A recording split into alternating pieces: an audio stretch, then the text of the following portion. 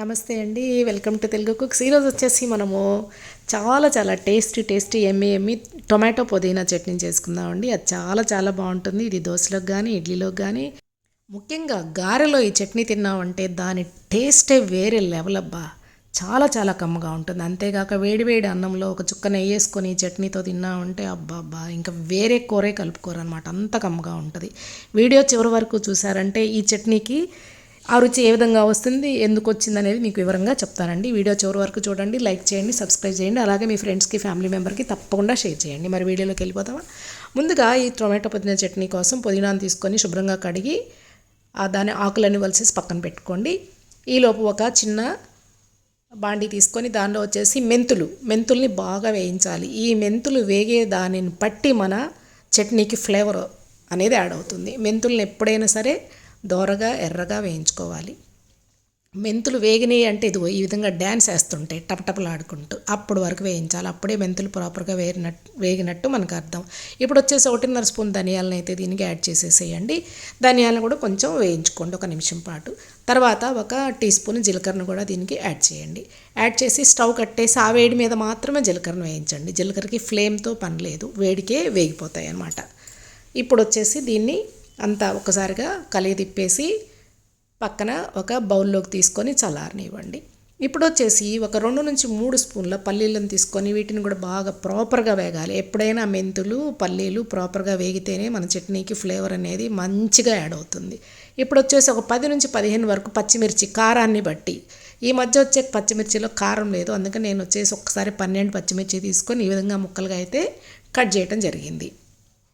అదేవిధంగా మన చట్నీకి మనం ఎంచుకునే టమాటాని బట్టి కూడా రుచి అనేది వస్తుందన్నమాట. ఎప్పుడైనా సరే టమాటా పచ్చడికి అంటే రోటి టమాటా పచ్చడికి టమాటాలు ఈ విధంగా గట్టిగా దోరగా ఉండాలి. బాగా పండినవి అయితే వద్దు, టేస్ట్ పాడైపోతుంది. బాగా పండిన టమాటా పప్పుకు మాత్రమే వాడండి, అప్పుడే టమాటా పప్పు సూపర్ ఉంటుంది పండిన టమాటాలను వేస్తే. ఎప్పుడైనా టమాటా రోటి పచ్చడికి టమాటాలు మాత్రమే తీసుకోవాలి. ఇప్పుడు ఈ టమాటోస్ని ఈ విధంగా పొడవు ముక్కలుగా కట్ చేసేసుకోండి. చూసారా, ఈ విధంగా నేనైతే ఒక 4 నుంచి 5 టమాటాల వరకు తీసుకున్నానండి. తీసుకొని టమాటాలన్నింటినీ చక్కగా ఈ విధంగా పొడవుగా ముక్కలుగా అయితే కట్ చేసేసాను. ఇప్పుడు ఒక బాణెల్లో ఒక 2 నుంచి 3 టీ స్పూన్ల ఆయిల్ని వేసేసి మీడియం ఫ్లేమ్ మీద ఆయిల్ని వేడి చేసుకొని, ఆయిల్ వేడెక్కిన తర్వాత కడిగి శుభ్రంగా పెట్టుకున్నటువంటి ఈ పుదీనాని వేసి ఈ పుదీనాని బాగా డీప్ ఫ్రై కాకుండా బాగా చక్కగా దోరగా వేయించుకోవాలన్నమాట. ఎప్పుడైనా ఏ రెసిపీ అయినా ఏ ఫుడ్ అయినా సరే మనం దాన్ని కుక్ చేసే విధానాన్ని బట్టి మన టేస్ట్ అయితే ఆధారపడి ఉంటుందన్నమాట. ఎప్పుడైనా మనం చేసే వంటకంలో ఏ పదార్థం ఎంతవరకు వేగాలి, ఏ పదార్థం ఎంతవరకు కుక్ చేయాలి అనే విషయము మనం బాగా తెలిసి ఉండాలి. అప్పుడు మాత్రమే మనం చేసే కర్రీకి మంచి టేస్ట్ అయితే వస్తుందన్నమాట. చూసారా, పుదీనాని బాగా క్రిస్పీగా వేయించకుండా ఈ విధంగా వేయించేసి ప్లేట్లోకి ట్రాన్స్ఫర్ చేసుకొని దీనిని బాగా చల్లారనివ్వండి.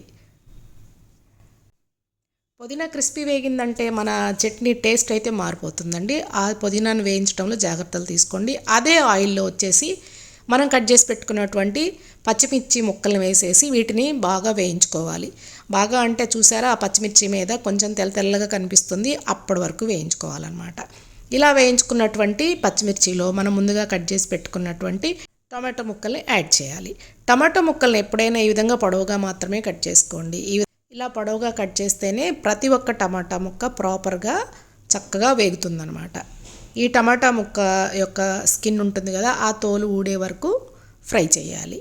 ఎప్పుడైనా సరే టమాటా ముక్కలు త్వరగా మెత్తబడాలి అంటే మనం మూత పెట్టి వీటిని మగ్గించాలి. మూత పెడితే చాలా త్వరగా మగ్గుతాయి అన్నమాట. ఈ విధంగా టమాటా ముక్కల్ని పచ్చిమిర్చి ముక్కల్ని బాగా కలిగి తిప్పేసి మూత పెట్టేసి ప్రాపర్గా వేయించుకోండి. మధ్యలో మూత తీస్తూ మళ్ళీ మూత పెడుతూ టమాటా ముక్కలో యొక్క తోలు ఊడే వరకు ఈ టమాటా ముక్కల్ని మనం ఫ్రై చేసేసుకోవాలి. చూసారా, మీకు చట్నీ కన్సిస్టెన్సీ ఏ విధంగా కావాలి అనుకుంటే ఆ విధంగా ఈ టమాటా ముక్కల్ని ఫ్రై చేయాలన్నమాట. ఇప్పుడు చట్నీ వచ్చేసి మీకు కొంచెం లూజ్గా కావాలి అనుకుంటే కొంచెం ఈ టమాటా ముక్క మెత్తబడి స్కిన్ ఊడగానే స్టవ్ కట్టేసుకోండి. లేదు చట్నీ కొంచెం గట్టిగా కావాలి అంటే ఇంకొంచెం సేపు వేయించుకొని అందులో ఉన్న వాటర్ కొంచెం ఎవాపరేట్ అయ్యేటట్టు జాగ్రత్త తీసుకోండి. ఈ విధంగా తయారైనటువంటి ఈ టొమాటో ముక్కల్లో 1 స్పూన్ పసుపు, చిన్న ఉసిరికాయ సైజ్ అంతా చింతపండు వేసి బాగా కలిగి తిప్పండి. నాకైతే చట్నీ లూజ్గా ఉంటేనే ఇష్టం అండి. అందుకనేసి నేను ఈ దశలోనే స్టవ్ కట్టేసేసి ఈ ముక్కలన్నిటిని మళ్ళీ ఒకసారి కలిగి తిప్పి, అంటే మనం చింతపండు వేసాం కదా, ఆ చింతపండు ఆ వేడికి మెత్తబడాలంటే ఆ ముక్కల మధ్యన ఈ చింతపండుని దాచిపెట్టండి. చుట్టుపక్కల వేడి తగిలి చింతపండు త్వరగా మెత్తబడుతుంది. బాగా చల్లారిన తర్వాత ఇప్పుడు వచ్చేసి మిక్సీ జార్ తీసుకొని ముందుగా మనం వేయించుకున్నటువంటి మెంతులు, ధనియాలు, జీలకర్ర ఉన్నాయి కదా, వాటిని వేసుకోవాలి. దీనిలోనే మనం వేయించినటువంటి పల్లీలు ఉన్నాయి కదా, ఆ పల్లీలను కూడా దీనికి యాడ్ చేయాలి. ఇప్పుడు వచ్చేసి దీనికి 1/2 టీ స్పూన్ సాల్ట్, మీరు ఎక్కువ తినేటట్టయితే ఇంకొంచెం పెంచుకోండి సాల్ట్ పరిమాణాన్ని, తక్కువ తినేటట్టయితే తగ్గించుకోవచ్చు. నేనైతే 1/2 స్పూన్ వేస్తాను, మాకు సరిపోతుంది. దీనికి వచ్చేసి ఒక 4 చిన్న ఉల్లిపాయ క్లోవ్స్ని అయితే వేయాలి. వేసేసి దీన్ని బాగా కోర్స్ గ్రైండ్ చేయాలి. చూసారా, కోర్స్ గ్రైండ్ ఈ విధంగా అయితే కోర్స్ గ్రైండ్ చేయడం జరిగింది. తర్వాత స్పూన్ తీసుకొని దీన్ని ఒకసారి అటు ఇటు కలిగి తిప్పండి. లేదంటే మనం టొమాటోలు వేసి దీన్ని గ్రైండ్ చేసుకునేటప్పుడు అడుగునది గట్టిగా పేరుకుపోయి మన చట్నీలో మిక్స్ అవ్వదు. అందుకని స్పూన్ తీసుకొని దీన్ని ఒకసారి అటు ఇటు మొత్తం కలిగి తిప్పేసి చల్లార్చి పెట్టుకున్నటువంటి టొమాటో, పచ్చిమిర్చి ముక్కల్ని, అదేవిధంగా పుదీనా ఉంది కదా, ఆ పుదీనాను కూడా దీనికి యాడ్ చేసేసి దీన్ని కూడా అంతే. రోటి పచ్చళ్ళు ఎప్పుడైనా సరే కోర్స్ గ్రైండ్ చేస్తేనే బాగుంటాయి. పేస్ట్గా చేస్తే ఫ్లేవర్ అంతా పోయి తినడానికి అంత రుచిగా అనిపించదు అనమాట. ఏ రోటి పచ్చడైనా కోర్స్గానే గ్రైండ్ చేయండి. ఇప్పుడు వచ్చేసి మరి ఇంకొన్ని 4-5 గార్లిక్ క్లోవ్స్ వేసి ఇదిగోండి కోర్స్గా గ్రైండ్ చేయండి. చూసారా, చూస్తుంటే ఎంత కలర్ఫుల్గా, ఎంత మంచి సువాసన వస్తుందో. అంతే, మన పుదీనా టమాటా చట్నీ అయితే రెడీ అయిపోయిందనమాట. మీరు ఇప్పుడు ఈ దశలో దీన్ని ఒకసారి ఉప్పు కారాలు సరిపోయినాయా లేదా చూసుకొని బ్యాలెన్స్ చేసుకోండి. అబ్బా, బ్రహ్మాండంగా ఉందండి, సూపర్గా సరిపోయిందండి. నేను వేసిన ఉప్పు కానీ, మిరపకాయ కానీ, చింతపండు పులుపు కానీ పర్ఫెక్ట్గా వచ్చాయి.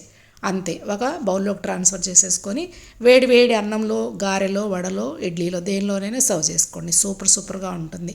నచ్చిందా మరి ఈ రెసిపీ?